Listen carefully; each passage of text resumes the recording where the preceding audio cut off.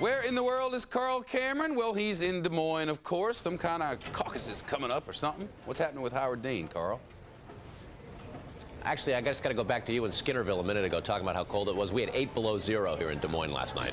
8 below zero. Quit for that, and Carl. yet, most of the presidential candidates are out still campaigning, going door to door, shaking hands and trying to whoop up that support. We're 2 weeks away from the Iowa caucuses. This morning, Howard Dean picked up yet another endorsement, and that's made some of the buzz. We're here at Iowa State University in downtown Des Moines, where there's actually an NPR, National Public Radio, debate underway as we speak. It's due to wrap up in just a few minutes, and there was a handful of rather feisty moments. This morning, it was all about Bill Bradley endorsing Howard Dean, and Howard Dean has managed in Bill Bradley's endorsement to capture the 2000 failed Democratic presidential candidate Bill Bradley's insurgent support. Dean has always been sort of seen as the outsider, come-from-behind candidate who's now the establishment guy, and that speaks to his endorsement last month by Al Gore.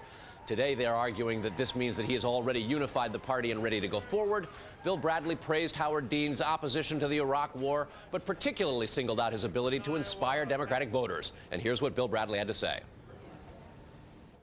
In a world in which politics is a spectator sport, and for many people campaigns mean simply sitting at home, passively being manipulated by half-truths and attack ads, the Dean candidacy engages active participation, not from those who want special favors later, but from those who dream of building a better world now.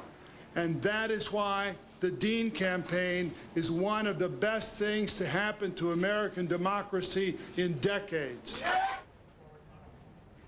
One of the best things to happen to American democracy in decades, says Bill Bradley of Howard Dean. In the last few days, and expect this in the next couple of weeks, there's been an awful lot of attention to Howard Dean's temperament, whether or not he's too angry, too feisty, too quick on the draw to be the president of the United States, or at least even to go up against George W. Bush.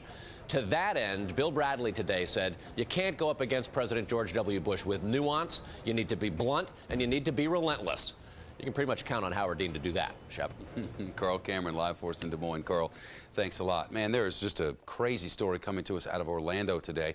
Police there say that this particular suspect is one of the youngest drug dealers in Florida history. An 11-year-old girl accused of peddling heroin. 11 years old, and police say, though it's not such a huge surprise, she may have been dealing the drugs for her mother. They say they had the little girl under surveillance for literally months. They recorded, they say, her selling $10 and $20 bags of heroin. In one sale, they say she was even wearing her school uniform. The mother faces several drug possession and trafficking charges. Authorities say they'll meet later this week to decide whether the girl will be charged. Wicked, wicked cold, at least. The northeastern U.S. getting pounded today by a strong winter storm with at least 6 inches of snow expected to fall around Portland, Oregon. The Arctic blast that had temps in the upper Midwest falling to 50 below, at least in the wind chill factor in some places, now moving east, cranking up the snow machine over the Great Lakes. But it's the cold that will be the big story. If you were to look right now at a temperature index, one of those how it feels like temperature index, all across the Midwest in negative numbers, and Northeast, look out. Terry Casey has the skinny on that. He's live in the Fox Weather Center. Hey, Terry. How you doing, Shep? Yes, it's moving in, and as you mentioned, it's cold across much of the country right now. Look at these temperatures. Chicago only about 7 degrees, 10 in Minneapolis, in the teens and 20s down to the south overnight tonight. So this is pretty cold stuff, but it is winter. But this is the first cold blast in quite a while. We'll zoom into the Midwest and the Great Lakes. You talked about the wind chill factors. Here are the wind chill factors. Feels like minus 20 below in Duluth and well below zero from Chicago into Minneapolis. And these arrows point that this air is moving into the north and northeast. And it does look like some very cold weather will stick around for the next several days. As you can see, only in the single numbers and single numbers below zero as far west as the northern Rockies. So it looks like it will stick around. We mentioned that storm system in the Pacific Northwest causing some snow. Seattle down to Portland, as you mentioned, about 6 to 8 inches before it changes over to some rain.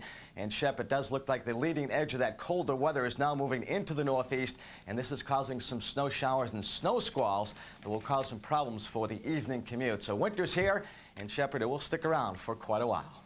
All right, Terry, thanks very much. Big news still to come, including what North Korea is now claiming is a bold concession. How bold, and could it be trouble? Stick around.